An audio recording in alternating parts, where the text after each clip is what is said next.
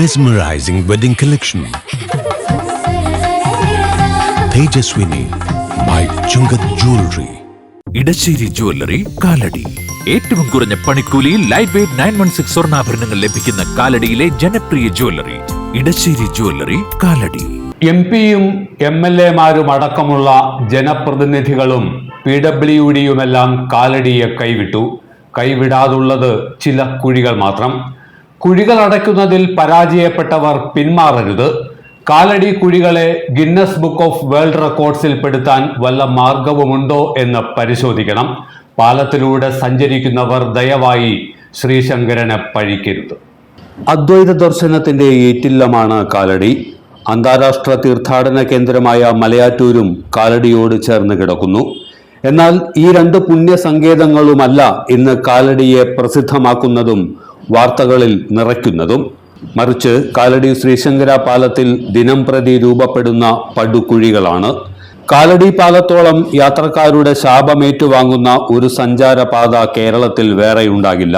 കാലടിയിലെ ബ്ലോക്കിൻ്റെ കാര്യം പറഞ്ഞു കഴിഞ്ഞാൽ ഇത് ദിവസവും ഉള്ള സംഭവങ്ങളാണ്. കുഴികൾ നന്നാക്കും, അത് പൊളിഞ്ഞു പോകും.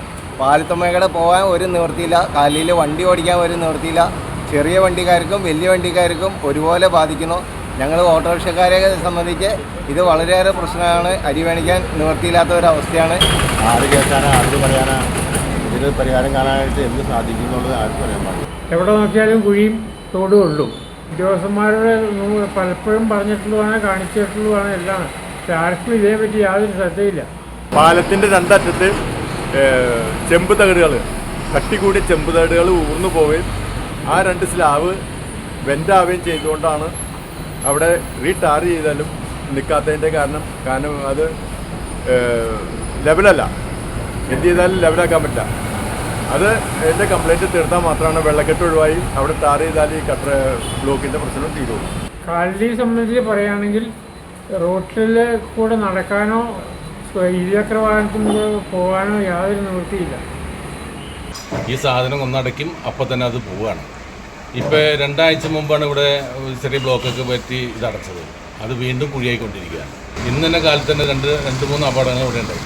ഇതിനൊക്കെ കാരണം ശാശ്വതമായിട്ടുള്ളൊരു കുഴി അടയ്ക്കലോ അല്ലെങ്കിൽ ശാശ്വതമായിട്ട് തന്നെ പരിഹാരമെല്ലാം കാണണം. താൽക്കാലികമായിട്ട് അപ്പോഴുള്ള കാര്യങ്ങൾ വെറുതെ ഒരു കുഴി അടച്ചത് അത് പോവുകയാണ് ചെയ്യുന്നത്.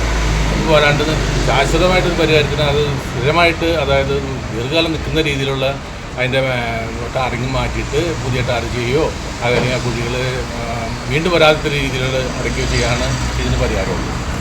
അരനൂറ്റാണ്ട് മുൻപ് പെരിയാർ നദിക്ക് കുറുകെ ഈ പാലം നിർമ്മിച്ചപ്പോൾ അതിന് ആദിശങ്കരന്റെ പേര് നൽകിയത് അബദ്ധമായി പോയെന്ന് ഇപ്പോൾ തോന്നുന്നു.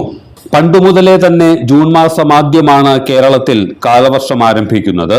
വേനൽ മഴ, തുലാമഴയെല്ലാം മാറ്റി നിർത്തിയാൽ 6 മാസത്തിലേറെ തെളിഞ്ഞ കാലാവസ്ഥയാകും ഉണ്ടാവുക.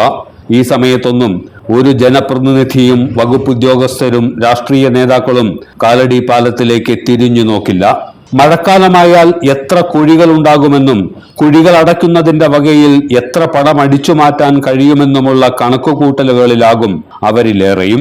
ഈ വർഷം മഴ അല്പം നേരത്തെ തുടങ്ങി. ആഴ്ചതോറും കുഴിയുണ്ടാകലും അടയ്ക്കലും നടന്നു.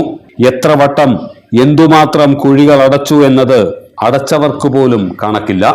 കുരുക്കിൽപ്പെട്ട കേന്ദ്രമന്ത്രി വാഹനത്തിൽ നിന്ന് സിനിമാ സ്റ്റൈലിൽ ചാടിയിറങ്ങി ചില ഡയലോഗുകൾ അടിച്ച് രാത്രി മഴ സമയത്ത് കുഴി അടപ്പിച്ചു. ആയുസ് 2.5 ദിവസം. 3-ാം നാൾ കുഴികളുടെ ഉയർത്തെഴുന്നേൽപ്പ് നടന്നു. സ്ഥലം MLA പാഞ്ഞെത്തി പാതിരാത്രി വരെ ഒപ്പം നിന്ന് കുഴി അടപ്പിച്ചു. പിറ്റേന്ന് MLA ഉറക്കമുണരും മുൻപേ കുഴികൾ യാത്രക്കാരെ നോക്കി പല്ലിളിച്ചു. മൈൻഡ് ഓഫ് അങ്കമാലിയുടെ ഈ റിപ്പോർട്ട് പുറത്തു വരുമ്പോഴും കാലടി പാലത്തിൽ യാത്രക്കാരുടെ നരകയാതന തുടരുകയാണ്. പാലത്തിലേക്ക് കയറുമ്പോഴും പാലത്തിൽ നിന്ന് ഇറങ്ങുമ്പോഴും പാലത്തിന് നടുവിലും റോഡിലുമെല്ലാം സർവത്ര കുഴികൾ. കുഴിയിൽ ചാടി അനങ്ങാൻ കഴിയാതെ റോഡിൽ കിടക്കുന്ന വാഹനങ്ങൾ.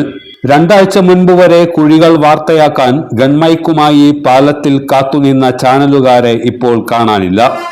പാലത്തിന്റെ അങ്ങേത്തലക്കിലും ഇങ്ങേത്തലക്കിലും കൊടിയും പ്ലക്കാർഡും ബാനറുമേന്തി മുദ്രാവാക്യം വിളിച്ച രാഷ്ട്രീയക്കാരുമില്ല. ഉദ്ദേശിച്ച സമയത്ത് ലക്ഷ്യസ്ഥാനത്തെത്താൻ കഴിയാതെ കയർക്കുകയും കരയുകയും ചെയ്യുന്നവരോട് ഒരഭ്യർത്ഥനയുണ്ട്. 50 വർഷം മുമ്പ് സംഭവിച്ച ഒരബദ്ധമാണ്. ദയവായി ശ്രീ ശങ്കരാചാര്യരെ ശപിക്കരുത്. ഈ റിപ്പോർട്ട് കൊടുത്തിട്ട് മാത്രം കാര്യമില്ല, അതിനുള്ള പരിഹാരം കൂടി കാണണം എന്നുള്ള എൻ്റെ അപേക്ഷ. എല്ലാത്തരം അഴുക്കിനെയും തുടച്ചുമാറ്റി സുഗന്ധം പരത്താൻ ഇനി എന്നെന്നും ഓർമ്മ പെർഫ്യൂംഡ് ക്ലീനിംഗ് ലിക്വിഡ്. വീടെന്നും സ്വർഗമാക്കാൻ ഓർമ്മ പ്രോഡക്ട്സ്. വാവ്, ഇതെവിടുന്നാ? നമ്മുടെ MV ചാക്കോ ജ്വല്ലറിന്ന് 70 വർഷത്തെ പാരമ്പര്യല്ലേ? MV Chacko jewellers, Angamaly. ഇനി കണ്ണു തുറക്കാം കാഴ്ചയുടെ പുതിയ ലോകത്തേക്ക്. Idimannickal edge opticals, opposite little flower hospital, Angamaly.